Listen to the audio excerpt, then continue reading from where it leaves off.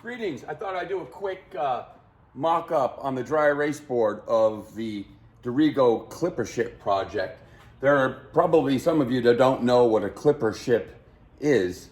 And a clipper ship, the heyday of the clipper ships was roughly 20 years, around 1850 to 1870. They were very famous designers, Donald McKay from East Boston, Webb up in Canada. You think of the Cutty Sark as being a clipper ship that was developed later on with metal and wood, but most of the clipper ships that you think of, the Flying Cloud, the Sea Witch, the Greyhound, the Flying Pigeon, all these famous clipper ships that only I remember were made of wood and were designed by Donald McKay. So in general, what a clipper ship, and the reason why they're called a clipper ship is the clipper was given to the way that they clipped through the water, and that's why they're called clipper ships. But a clipper ship ranged between about 200 to 290 to almost 300 feet long.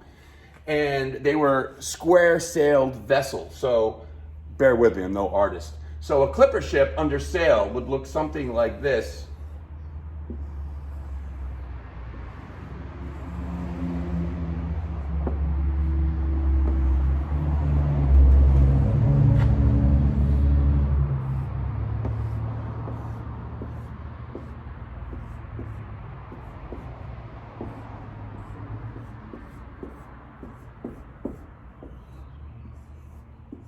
All right, that's roughly a clipper ship.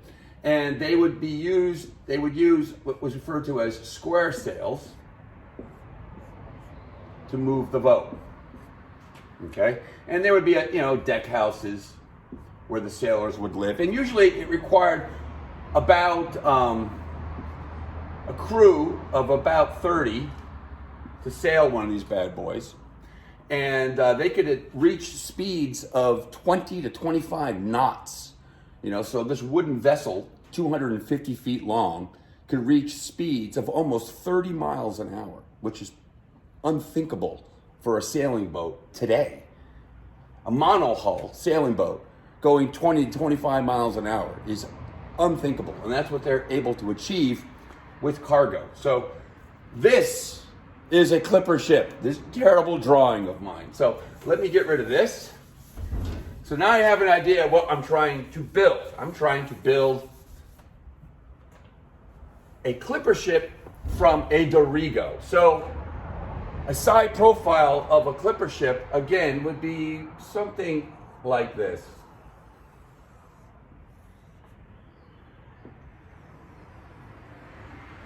Okay, that would be the hull.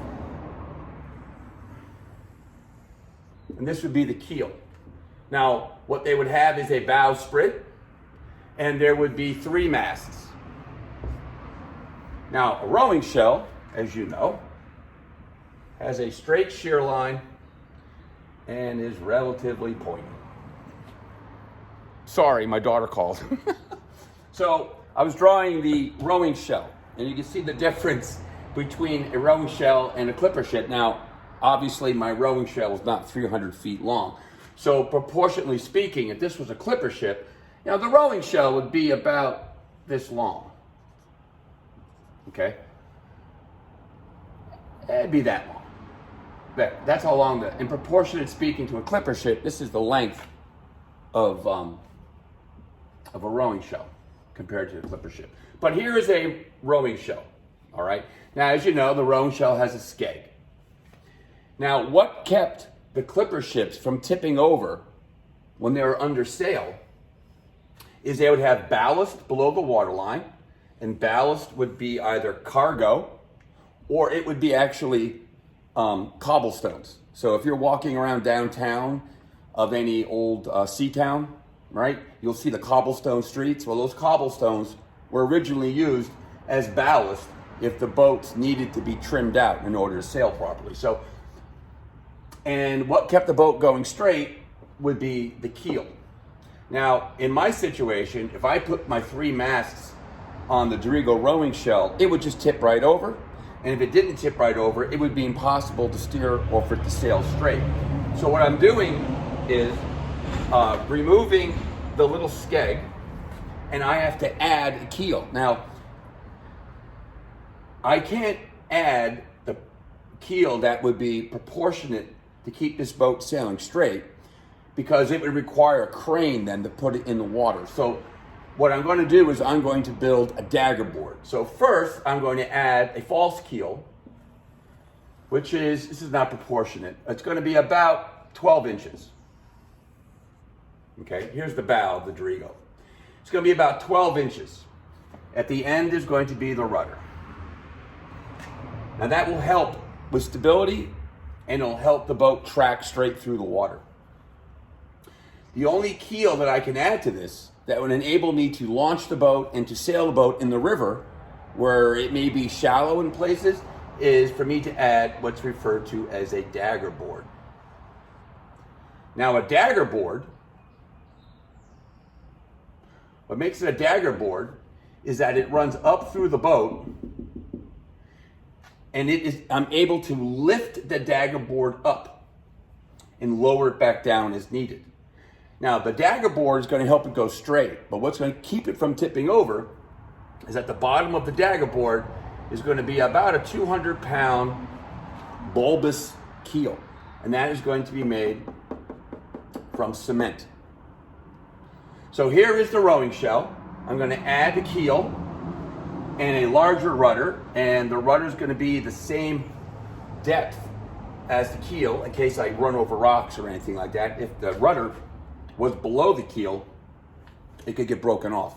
So the rudder is going to be the same depth as the keel. The dagger board is going to be retractable, so it can either be here, or when need be, it can be pulled up here, which means the dagger board can come up to here as needed.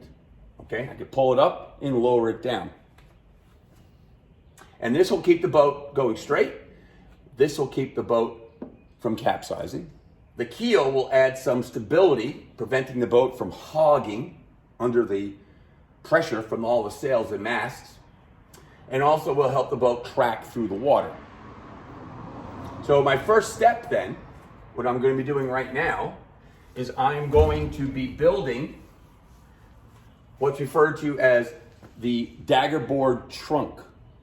So out there in the rowing shell, let's say here is the rowing shell, and you have your bulkheads like this.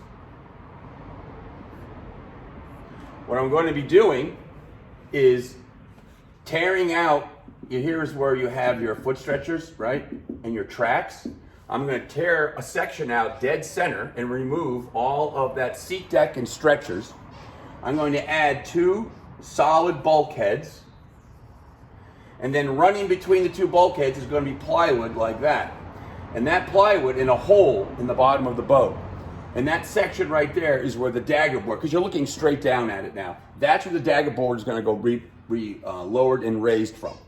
And then all this will get covered by a deck.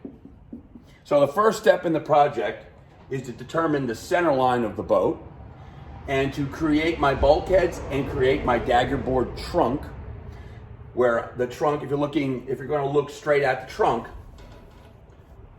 here would be the boat, right? It'd be like this. Okay, there's like a cutoff section.